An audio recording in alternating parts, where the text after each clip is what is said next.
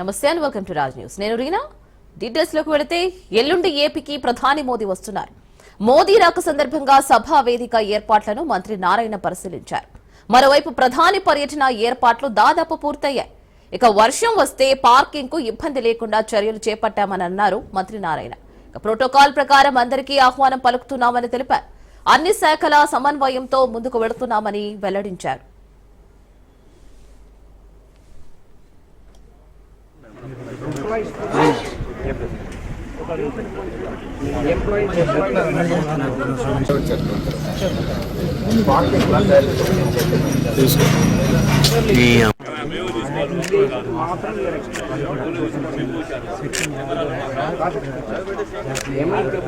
మేము కాన్వాయ్తో పాటు కలిపి ఒక 100 వరకు ఇంక్లూడింగ్ కాన్వాయ్.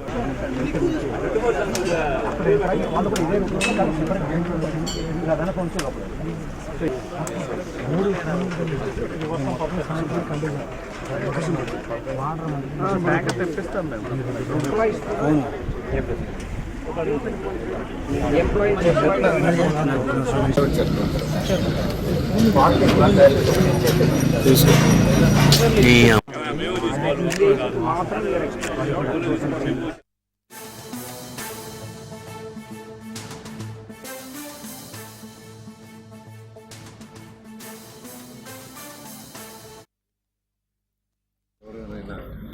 భారత ప్రధాని 2వ తేదీ ఈవినింగ్ 3:20 వస్తున్నారు. దానికి సంబంధించిన ఏర్పాట్లన్నీ అధికారులు చాలా చక్కగా మెజారిటీ ఈ రోజుకి కంప్లీట్ చేశారు. బహుశా ఈరోజు ఈవినింగ్ అయితే ఆల్మోస్ట్ 99% అయిపోతుంది. 99% ఈరోజు ఈవినింగ్కి కంప్లీట్ చేస్తారు. నిన్నటికి వాళ్ళైతే చాలా చేశారు. అన్నిటికంటే ముఖ్యంగా ట్రాన్స్పోర్ట్ ఒకటి, పార్కింగ్, ఈ 2 విషయాలనే ప్రతిరోజు 2 కోట్ల అటు పోలీస్ అధికారులు, ట్రాన్స్పోర్ట్ అధికారులు, సిఆర్టీ అధికారులు, అటు కలెక్టర్లు అందరూ డిస్కస్ చేస్తున్నారు. అది కూడా ఒక పిలుపు వచ్చింది. ముఖ్యమంత్రి గారికి చాలా క్లియర్గా రెయిన్ వస్తే, వర్షం వస్తే పార్కింగ్కి ఎటువంటి ఇబ్బంది లేకుండా ఆల్టర్నేట్ చూడమన్నారు. దానికి యాక్చువల్గా పోలీస్ డిపార్ట్మెంట్ వాళ్ళకి యాక్చువల్గా ఇన్స్ట్రక్షన్ ఇచ్చాం.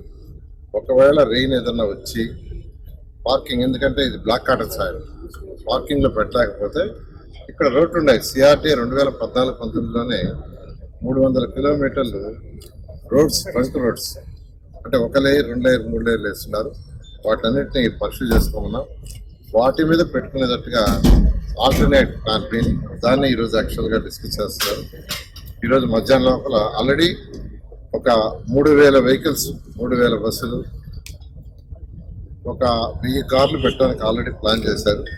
అలా కాదు, 5 లక్షల పైగా ప్రజలు వచ్చేటప్పుడు వెహికల్స్ ఎక్కువ వచ్చే ఛాన్స్ ఉంది. అందువల్ల దానికి తగ్గట్టుగా యాక్చువల్గా చేయమన్నారు. వారి వాళ్ళ ఈవినింగ్ కల్లా సుమారు 6500 నుంచి 7000 బస్సులు వస్తాయని ఎక్స్పెక్ట్ చేస్తారు. కోట్ల రూపాయలతో అమరావతి పునర్నిర్మాణం జరుగుతోందని అన్నారు మంత్రి సవిత. ప్రధానికి గ్రాండ్ వెల్కమ్ చెబుతామని అన్నారు. డబుల్ ఇంజిన్ సర్కార్తోనే అభివృద్ధి సాధ్యమని అంటున్నారు. గత జగన్ ప్రభుత్వం రాజధాని అమరావతి అని చెప్పి అధికారంలోకి వచ్చాక 3 ముక్కల ఆట ఆడారంటూ నిప్పులు చెరిగారు. అందుకే జగన్ కు 11 సీట్లతో ప్రజలు బుద్ధి చెప్పారని అన్నారు మంత్రి సవిత.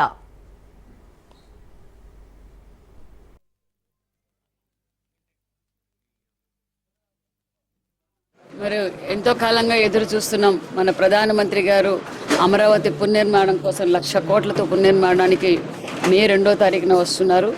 అందరూ చాలా ఉత్సాహంగా, ముఖ్యంగా యువత, నేను ఉదయం నుంచి సుమారుగా 4 నియోజకవర్గాలు తిరిగాను. యువత చాలా ఉత్సాహంగా, ఎందుకంటే భావితరాల భవిష్యత్తు కోసం ఏదైతే చంద్రబాబు నాయుడు గారు అహర్నిశలు కష్టపడుతున్నారో అందుకు అమరావతి పునర్నిర్మాణం కోసం స్వయాన ప్రధానమంత్రి గారు రావడం నిజంగా ప్రజలందరూ చాలా ఆనందంగా ఉన్నారు. ఈ డబల్ ఇంజన్ సర్కార్లో ఈ రాష్ట్రం అభివృద్ధి జరుగుతోంది. అందుకు కూడా నరేంద్ర మోడీ గారికి ప్రత్యేకమైన ధన్యవాదాలు కూడా తెలియజేస్తూ, ఎందుకంటే గత ప్రభుత్వం ఏదైతే 14-19లో నవ్యాంధ్రప్రదేశ్ తొలి ముఖ్యమంత్రి చంద్రబాబు నాయుడు గారు రైతులకు ఒప్పించి ఈ భావితరాల భవిష్యత్తుకు ఒక మంచి రాజధాని ఉండాలనుకున్నారు. మరి రాజధాని ఏర్పాటు చేసిన తర్వాత అసెంబ్లీ సాక్షిగా కూడా నేను జగన్మోహన్ రెడ్డి గారు అసెంబ్లీ సాక్షిగా నేను అమరావతి రాజధాని అని చెప్పి ఓట్లేయించుకొని గెలిచిన తర్వాత 3 ముక్కలాటాడి రాష్ట్రాన్ని భ్రష్టు పట్టించిన విషయం మీకు అందరికీ తెలుసు. అందుకే జగన్మోహన్ రెడ్డి గారు కూడా 11 సీట్లకి అంటే ప్రతిపక్ష హోదా కూడా లేకుండా ప్రజలు బుద్ధి చెప్పారు. మరి అదైతే ఈ నమ్మకంతో చంద్రబాబు నాయుడు గారు అవుతానే ఈ రాష్ట్రానికి దిశ ఈ రాష్ట్రం భావితరాల భవిష్యత్తు బాగుపడుతుందని సంపూర్ణమైన నమ్మకంతో ఎన్డీఏ ప్రభుత్వానికి ఓటేసి ఆ నమ్మకాన్ని నిలబెట్టుకుంటున్న నాయకుడు చంద్రబాబు నాయుడు గారు అనే విషయాన్ని కూడా తెలియజేస్తూ రేపటి రోజున ఘనంగా ప్రధానమంత్రి గారికి ఘన స్వాగతం పలుకుతున్నామన్న విషయాన్ని కూడా తెలియజేస్తూ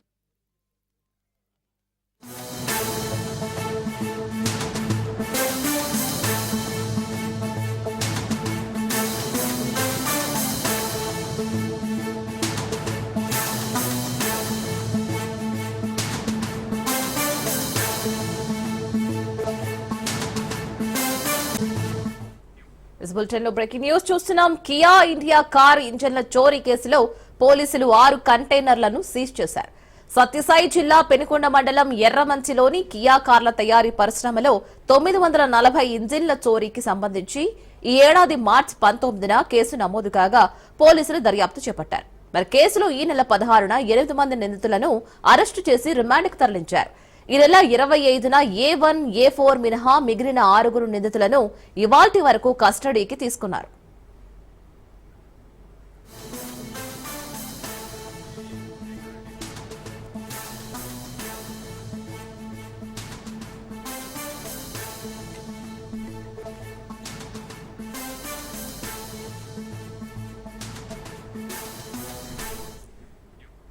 మరి క్రమంలో పోలీసులు 2 బృందాలుగా ఏర్పడి ఢిల్లీ, చెన్నైలో తనిఖీలు నిర్వహించారు. చోరీకి గురైన ఇంజిన్లను కంటైనర్లలో చెన్నైకి రవాణా చేయడంతో వాటిని పోలీసులు సీజ్ చేశారు. చెన్నైలో స్వాధీనం చేసుకున్న వాటిని పెనుకొండకు తరలించి ఆర్టీసీ డిపోలో ఉంచారు. అపహరించిన ఇంజిన్లను ఎక్కడా ఎవరికి విక్రయించారు, కొనుగోలు చేసిన వారు ఏ వాహనాలకు వినియోగిస్తున్నారు అన్న కోణంలో పోలీసులు విచారణ చేస్తున్నారు.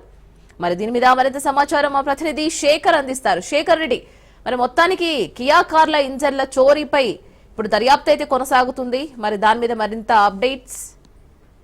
Good afternoon Reena. శ్రీ సత్యసాయి జిల్లా పెనుగొండ సమీపంలోని ఎర్రమపల్లి సమీపంలోని కియా కార్ల పరిశ్రమలో 940 ఇంజిన్లు చోరీ గురి కావడం అప్పుడు సంచలనం సృష్టించింది. అయితే ఈ ఇంజిన్ ఇంత కట్టుదిట్టమైనటువంటి భద్రతా కలిగినటువంటి పరిశ్రమ నుంచి 940 ఇంజన్లను ఎలా తరలించారన్నది పోలీసులు కూడా సవాల్గా మారినటువంటి నేపథ్యంలో గత నెల 16న 6 నిందితులను పఠాన్ సలీం, వినియోగమూర్తి, మోహన్ రాజ్ అమ్మాలం, సుదర్శన్ మణికందాన్, అర్జున్, మాధవన్, సి అక్బర్ అలీ, అరుణ్ కుమార్ అనే నిందితులు అంటే ఈ కీలక దీంట్లో గతంలో కియా పరిశ్రమలో పనిచేస్తూ వీటిని బయటకు తీసుకెళ్ళడానికి ఉపయోగించినటువంటి ఆంధ్రప్రదేశ్ చిత్తూరు జిల్లాకు చెందినటువంటి పఠాన్ సలీంతో పాటు మిగతా 5గురంతా కూడా తమిళనాడు ప్రాంతానికి చెందినవారు. వీరందరినీ కూడా అదుపులోకి తీసుకుని విచారణ వేగవంతం చేశారు. వీటిని ఈ కియా పరిశ్రమ నుంచి దాదాపుగా వీటిని కొన్ని కంటైనర్ల ద్వారా ఎప్పటికప్పుడు తరలించినట్టు పోలీసులు గుర్తించారు. ఏ కంటైనర్ల ద్వారా తరలించారు, ఈ తరలించినటువంటి ఇంజన్లను ఎక్కడ వినియోగించారు అనే దానిపై పోలీసులు ఇటీవల దర్యాప్తులో వేగం పెంచారు. దీనికి సంబంధించి 2 బృందాలుగా విడిపోయి ఒకవైపు చెన్నై, మరోవైపు ఢిల్లీకి 2 బృందాలుగా వెళ్లారు. చెన్నైకి వెళ్ళినటువంటి బృందం దాదాపుగా ఈ కంటైనర్లను తరలించడానికి ఉపయోగించినటువంటి ఇంజన్లను తరలించడానికి ఉపయోగించినటువంటి 6 కంటైనర్లను ప్రస్తుతానికి అదుపులోకి తీసుకున్నారు. ఈ పోలీసులు అయితే ఇంకా విచారణ కొనసాగుతుంది. ఈ కంటైనర్ల ఆ రోజు కంటైనర్లకు డ్రైవర్లుగా ఉన్నటువంటి వ్యక్తులు ఎవరు, వాటికి సంబంధించినటువంటి యజమానులు ఎవరు అన్న కోణంలో కూడా పోలీసులు దర్యాప్తు చేస్తున్నారు. ఆ రోజు డ్రైవర్లుగా పనిచేసినటువంటి వ్యక్తులను అదుపులోకి తీసుకొని అవి ఇంజన్లను ఎక్కడ దింపారన్న కోణంలో పోలీసులు దర్యాప్తు చేస్తున్నారు. ఎక్కడ దింపారో తెలుసుకుంటే తర్వాత వాటిని ఎక్కడెక్కడ వినియోగించారన్న విషయాలు వెలుగులోకి వస్తే ఇంజన్ రికవరీ చేసే మార్గం సుగమవుతున్నటువంటి కోణంలో పోలీసులు దర్యాప్తు చేస్తున్నటువంటి పరిస్థితి కనిపిస్తుంది. దీనా right Shekhar Reddy, thank you.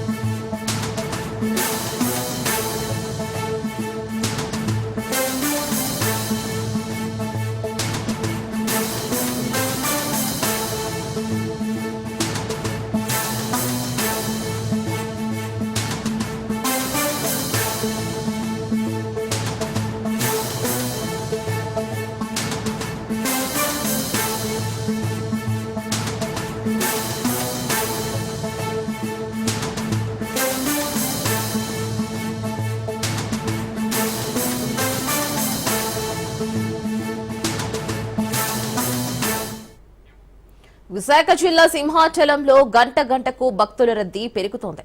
Private వాహనాలను కొండపైకి అనుమతించకపోవడంతో ఆలయానికి చేరుకునేందుకు భక్తులు తీవ్ర ఇబ్బందులు పడుతున్నారు. అయితే రద్దీ పెరుగుతుందని తెలిసినా బస్సులు ఏర్పాటు చేయలేదని భక్తులు ఆగ్రహం వ్యక్తం చేస్తున్నారు. ఇక ఇదే అంశంపై మరింత సమాచారం మా ప్రతినిధి సౌమ్య అందిస్తారు. ప్రస్తుతం ఏదైతే సింహాచలం కొండ ఉందో కొండ దగ్గరలో మనం ఉన్నాము. కొండ కింద చూసుకోవచ్చు ఏదైతే కొండ మీద జరిగినటువంటి ఇన్సిడెంట్ ఉందో ఈ రోజు చందనోత్సవంలో భాగంగా దాదాపు అర్ధరాత్రి నుంచి భక్తులు చాలా వరకు పోటెత్తుతారు. అయితే ఈ నేపథ్యంలో అర్ధరాత్రి ఏదైతే 2-3 సమయంలో చందనోత్సవానికి సంబంధించి సింహాద్రప్పన్న కొండ మీద చందనోత్సవంలో భాగంగానే నిర్మించినటువంటి గోడ ఉందో ఆ గోడ అయితే కూలిపోవడం జరిగింది. అయితే కూలిపోయిన తర్వాత మనం చూసుకున్నట్లయితే దాదాపు 7 మంది భక్తులు ఇప్పటికే ఆ ఇన్సిడెంట్ లో మృతి చెందడం జరిగింది. ఏదైతే 300 క్యూ లైన్ ఉందో 300 క్యూ లైన్ దగ్గర అయితే ఈ సంఘటన అయితే జరిగింది. అయితే ఇక్కడ మనం చూసుకోవచ్చు ఏదైతే కొండ ఉందో ఆ కొండ కింద ప్రస్తుతం పరిస్థితి అయితే మాత్రం చాలా దారుణంగా ఉందని చెప్పుకోవచ్చు. భక్తులు ఎవరైతే ఉన్నారో ప్రతి ఒక్క భక్తులు కూడా ఇక్కడ ఇబ్బంది పడుతున్నారని చెప్పుకోవచ్చు. దాదాపు ఇప్పుడు మనం చూసుకున్నట్లయితే ఈ ఇన్సిడెంట్ జరిగిన తర్వాత కొండ మీదకి ఎవరిని కూడా ఎలో చేసినటువంటి పరిస్థితి లేదు. అయితే ఇన్నేళ్ల చందనోత్సవంలో ఎప్పుడు కూడా ఇలాంటి ఇన్సిడెంట్ జరగలేదని చెప్పుకోవచ్చు. ప్రతి ఏటా కూడా లక్షల సంఖ్యలో భక్తులైతే ఈ చందనోత్సవంలో భాగంగా సింహాద్రప్పన్న కొండకైతే చేరుకుంటారు. అయితే ప్రతిసారి కూడా భక్తులు తాకిడం వలన ఇబ్బంది పడి ఏవో చిన్న చిన్న కుమ్ములాట్లు కొట్లాట్లు జరిగిన నేపథ్యాలు మనం చూసాం. కానీ ఇప్పుడు మాత్రం మనం చూసుకున్నట్లయితే ఎక్కడా కూడా భక్తులు ఇన్నేసి గంటలు ఇబ్బంది పడుతున్నటువంటి పరిస్థితి లేదు. అయితే పైన ఇన్సిడెంట్ జరిగిన తర్వాత పై నుంచి కిందకి అదేవిధంగా కింద నుంచి పైకి వెళ్ళే వెహికల్స్ అన్నింటిని కూడా బ్లాక్ చేయడం జరిగింది. కొండకి ముందు అదే వెనక ఉండేటటువంటి అన్ని వెహికల్స్ ని కూడా బ్లాక్ చేయడంతో ఇక్కడ మనం చూసుకోవచ్చు భక్తులకి అదేవిధంగా పోలీసులకి మధ్య వాగ్వాదాలు కూడా జరుగుతున్నటువంటి పరిస్థితులు కనిపిస్తున్నాయి. ఇక్కడ మనం చూసుకున్నట్లయితే మొత్తం బస్సులు ఏవైతే ఉచిత బస్సులు ఉన్నాయో ఉచిత బస్సుల్లోనే మనకి ఇక్కడ నుంచి కూడా ఉచిత బస్సుల్లో మాత్రం భక్తుల్ని పంపిస్తున్నారు. అయితే ఉచిత బస్సుల్లో పంపించిన నేపథ్యంలో చూసుకున్నట్లయితే బస్సులు మాత్రం ఇక్కడ చాలా వరకు బారులు తీరున్నాయని చెప్పుకోవచ్చు. దాదాపు 1,00,000 మందికి పైగా భక్తులు వస్తారని అంచనాలు వేసిన నేపథ్యంలో భక్తులు ఎవరికి కూడా వెహికల్స్ తో అలో చేయలేని నేపథ్యంలో భక్తులందరూ కూడా ఏవైతే ఫ్రీ బస్సులు ఉన్నాయో వాటిల్లోనే వెళ్ళాలి. కానీ 3-5 గంటలు 4-5 గంటలు భక్తులందరూ కూడా ఈ బస్సుల కోసం వేచి చూస్తున్నామని చెప్తున్నారు. అంతేకాదు ఒక బస్సులో ఎంతమంది భక్తుల్ని కిక్కించి పంపిస్తున్నారో ఆ దృశ్యాలు కూడా మనం స్పెషల్ గా చూడొచ్చు. ఏదేమైనప్పటికీ కూడా మొదటిసారి ఇక్కడ సింహాద్రప్పన్న దర్శనానికి వచ్చినటువంటి భక్తులందరూ కూడా చాలా ఇబ్బంది పడుతున్నారని చెప్పుకోవచ్చు. మరొక వైపు భక్తులు చాలా వరకు కూడా ఇబ్బంది పడుతున్నారని చెప్పుకోవచ్చు. ప్రస్తుతం మనతో పాటు కొంతమంది భక్తులు ఉన్నారు. ఒకసారి వాళ్ళని కూడా తెలుసుకుందాం. అమ్మా ఎక్కడి నుంచి వస్తున్నారు? ఎండాడ నుంచి వస్తున్నారు. దర్శనం అయిపోయిందా? దర్శనానికి వెళ్తారు? అయిపోయింది. పైన పరిస్థితులు ఎలా ఉన్నాయమ్మా కొండ మీద? కొంచెం రష్ అంటే ఎక్కువ తిప్పేస్తున్నారు. ఇది వరకు అంత ఉండేది కాదు. ఇప్పుడు కింద తిరగడం ఎక్కువ. ఇంకొక డబుల్ మేడ మీద 2 వరుసలు పెట్టేశారు ఎక్కువ. అదే కొద్దిగా ఇబ్బందిగా ఉంది. పొద్దున్నే ఒక అవాంఛనీయ సంఘటన కూడా జరిగింది 300 క్యూ లైన్ దగ్గర. ప్రస్తుతం ఆ క్యూ లైన్స్ లో పరిస్థితి ఎలా ఉంది? అది ఆపేశారట. తెలియదు. ఇప్పుడు కంటిన్యూ అవుతున్నాయి కానీ మాకు తెలియదు దాని గురించి. ఫ్రీ లైనే కొంచెం ఎక్కువ అక్కడే తిప్పారు. పెయిన్ వస్తుంది కదా కొంచెం. మాకు టికెట్స్ కూడా దొరకలేదు ఆన్లైన్ లో. ఇక్కడ చూసుకున్నట్లయితే భద్రత కూడా చాలా కఠినంగా చేస్తామని చెప్తున్నారు. వెహికల్స్ కూడా లోపలికి వదలని పరిస్థితి. అవుట్ సైడ్ వెహికల్స్ లేవు. ఓన్లీ ఆర్టీసీ బస్సులు కూడా ఆలస్యం అవుతుందమ్మా వెళ్ళి రావడం. లేదు ఉన్నాయి. కాకపోతే బాగా రష్ ఉంది. Heavy rush. తోసుకోవటం ఎక్కటం బాగా కష్టంగా ఉంది. అదే అక్కడ ఎవరన్నా ఆపి ఒక్కొక్కళ్ళని ఎక్కిస్తే బాగుండు. ఒకేసారి ఎక్కిపోవడం రష్ అయిపోయి ఆడ పెద్దోళ్ళకు కుమ్మెత్తన అలా అయిపోతుంది.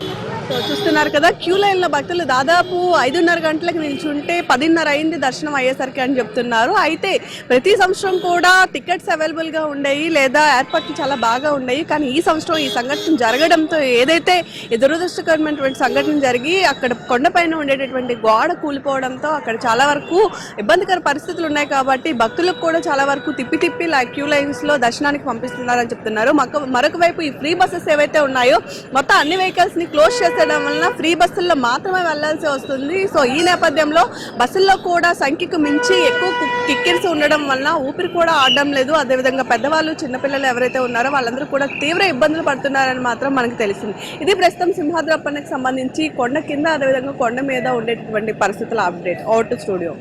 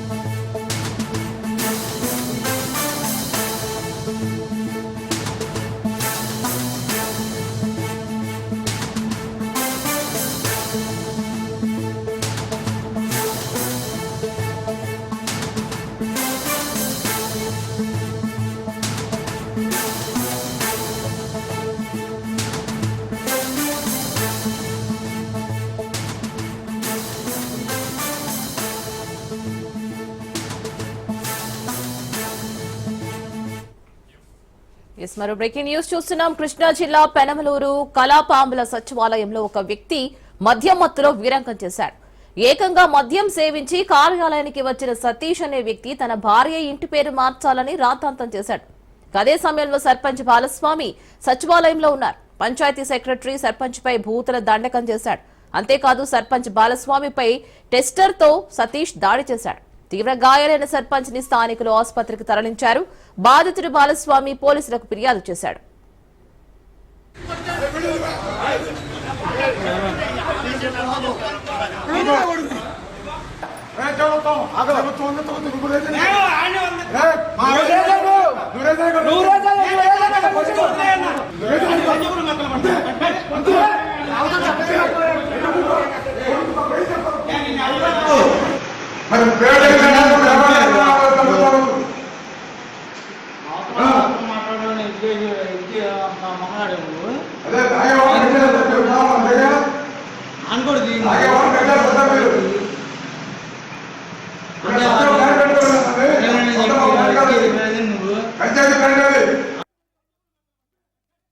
ఉయ్యూరు మండలం కళాభవన గ్రామ పంచాయతీ అండి.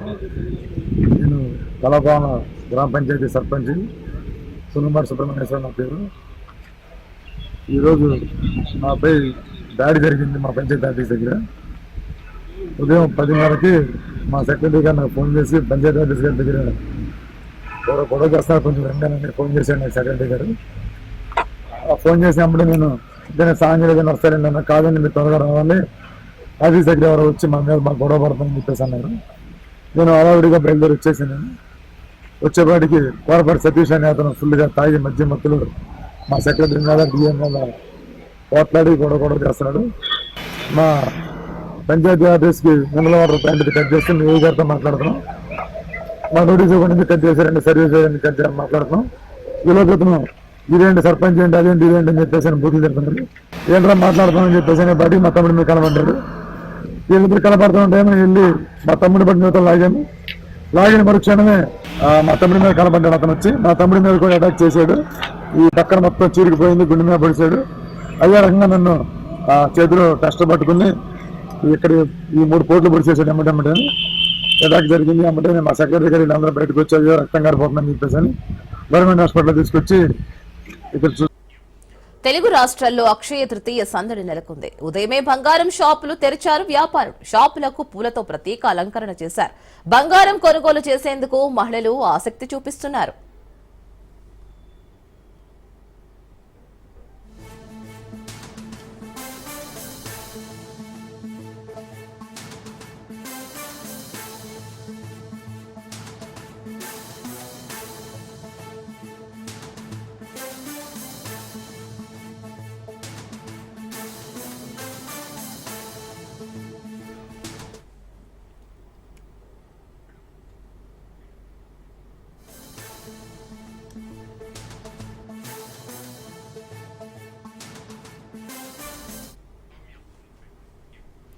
తెలుగు రాష్ట్రాల్లో అక్షయ తృతీయ సందడి నెలకొంది. ఉదయమే బంగారం షాపులు తెరిచారు వ్యాపారులు. షాపులకు పూలలతో ప్రత్యేక అలంకరణ చేశారు. బంగారం కొనుగోలు చేసేందుకు మహిళలు ఆసక్తి చూపిస్తున్నారు. ఇక దీని మీద మరింత సమాచారం మా ప్రతినిధి సౌమ్య అందిస్తారు. వైశాఖ మాసం శుక్లపక్ష తృతీయ నాడు వచ్చే అక్షయ తృతీయ అంటే సందడే వేరు. ఈ రోజున ఏ పని చేసినా అక్షయం అవుతుంది, ఇంట్లో సిరి సంపదలు వెలుగుతాయని చెప్పి ప్రగాఢంగా నమ్ముతారు. అందుకే ఈ రోజున బంగారమో వెండో కొనుగోలు చేయడం ఆనవాయితీగా వస్తుంది. అయితే ఈ రోజు లక్ష్మీదేవిని పూజించడం కోసం, లక్ష్మీదేవి కటాక్షం పొందడం కోసం గోరంతైన బంగారమో వెండో కొనాలని చాలా మంది అనుకుంటారు. ఇదే ఆనవాయితీగా వస్తుంది. అయితే పెరిగిన బంగారం ధరల నేపథ్యంలో అసలు అక్షయ తృతీయ నాడు ఏ విధంగా కొనుగోలు జరుగుతున్నాయో ఈ రోజు తెలుసుకుందాం.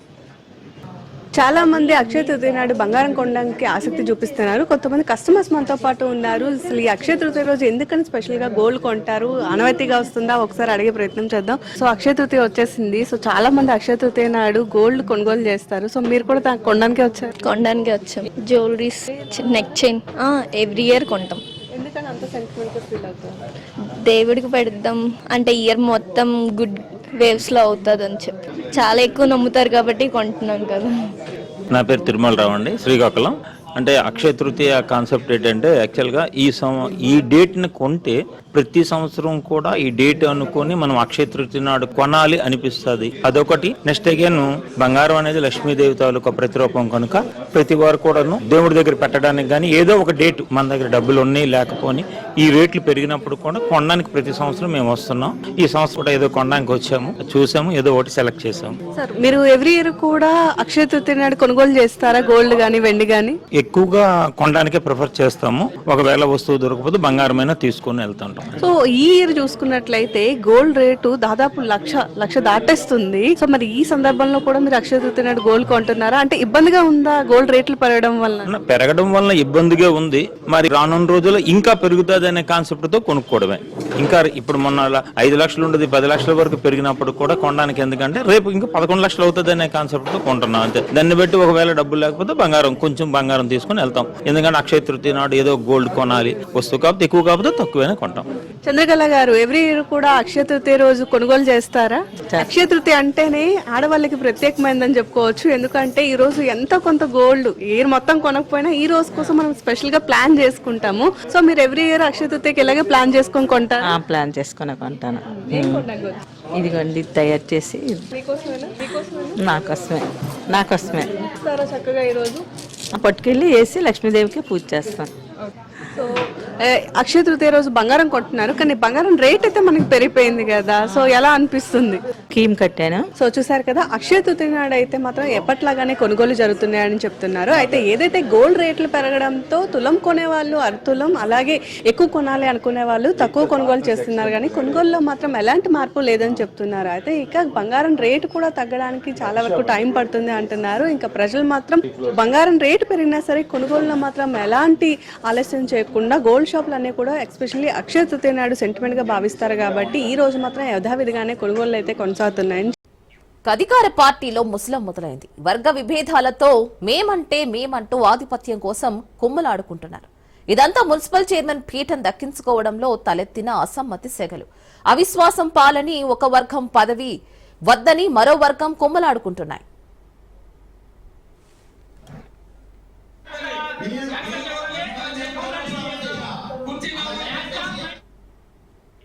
బాపట్ల చీరాల టీడీపీలో వర్గ విభేదాలు భగ్గుమన్నాయి.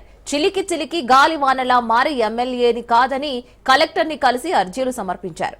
దీనంతటికీ మున్సిపల్ చైర్మన్ పీఠంపై ఎక్కుపెట్టిన అవిశ్వాస అస్త్రమే కారణమని స్పష్టంగా కనిపిస్తోంది. ఇప్పటి వరకు వైసీపీలో ఉన్న కౌన్సిలర్లు పవర్ పాలిటిక్స్ కారణంగా స్థానిక ఎమ్మెల్యేలకి కొండయ్యకు జై కొట్టి సైకిల్ ఎక్కారు.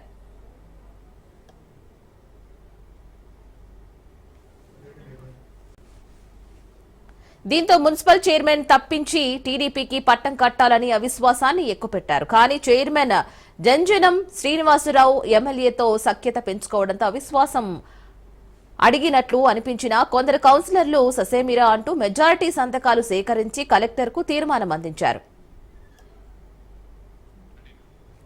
ఇక తన రూటే సపరేటు అంటూ చీరాల టీడీపీ అధ్యక్షుడు గజవల్లి శ్రీనివాసరావు సొంత పార్టీ కౌన్సిలర్లపై కలెక్టర్ కు ఫిర్యాదు చేశారు. ఇక ఇప్పుడు అవిశ్వాస తీర్మానం చేసిన వారంతా ఫ్యాన్ గుర్తుపై గెలిచి ఇప్పుడు అధికారం కోసం పాకులాడుతున్నారని, వారు మోసపూరితంగా వ్యవహరిస్తున్నారని, వారు ఇచ్చిన అవిశ్వాస తీర్మానాన్ని ఆమోదించవద్దునని కలెక్టర్ కు అర్జీ ఇచ్చారు.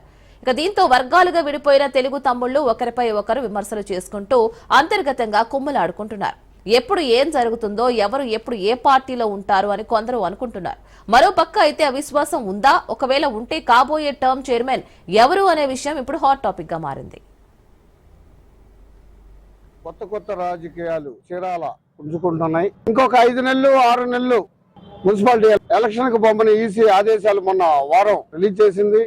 ఈ రోజు చీరాలలో ఉన్న మున్సిపాలిటీ కౌన్సిలర్లు, మా తెలుగుదేశం పార్టీ కౌన్సిలర్లు ఎవరన్నా ఉన్నారా? ఎవరు లేరు. ఈ రోజున ప్రశాంతంగా ఒక బీచ్ చైర్మన్ గా ఉన్న వ్యక్తి ఇంకొక 5 నెలల కాలం గడిస్తే పూర్తిగా అయిపోయింది. కొంతమంది చీరాలలో ఉన్న సీనియర్ నాయకులు పేర్లు చెప్పడం మంచిది కాదు. ఒక బీసీ నాయకుడిని దించడం అవసరమా? కానీ కొంతమంది మాటలు 33 వార్డుల్లో కొంచెం కార్యకర్తల్ని చాలా ఇబ్బందికరంగా మాట్లాడటం వల్ల ఈ రోజు పార్టీ మీద నేను చర్య తీసుకోవడం జరుగుతుంది. కలెక్టర్ గారి దగ్గరికి 33 వార్డుల అధ్యక్షులను తీసుకొని వెళ్ళటం అంటే కలెక్టర్ గారికి వివరించాం. ఏమని? అయ్యా 33 వార్డుల్లో మా కౌన్సిలర్లు ఎవరు లేరు, ఉన్నది వైసీపీ కౌన్సిలర్లే. ఇప్పుడు అవసమానం తీర్మానం పెట్టాల్సిన అవసరం ఏంటని చెప్పి నేను సార్కి వివరించాను. మేము కొండయ్య గారిని గెలిపించుకొని వైసీపీ కౌన్సిలర్ని చైర్మన్ చేస్తే అది ఎక్కడ భావ్యం అండి? ఆయనకి పూర్తిగా వివరించాను. తెలుగుదేశం పార్టీ అధ్యక్షుడుగా నా క్యాడరు నేను కాపాడుకోవటానికి నేను వెళ్ళాను.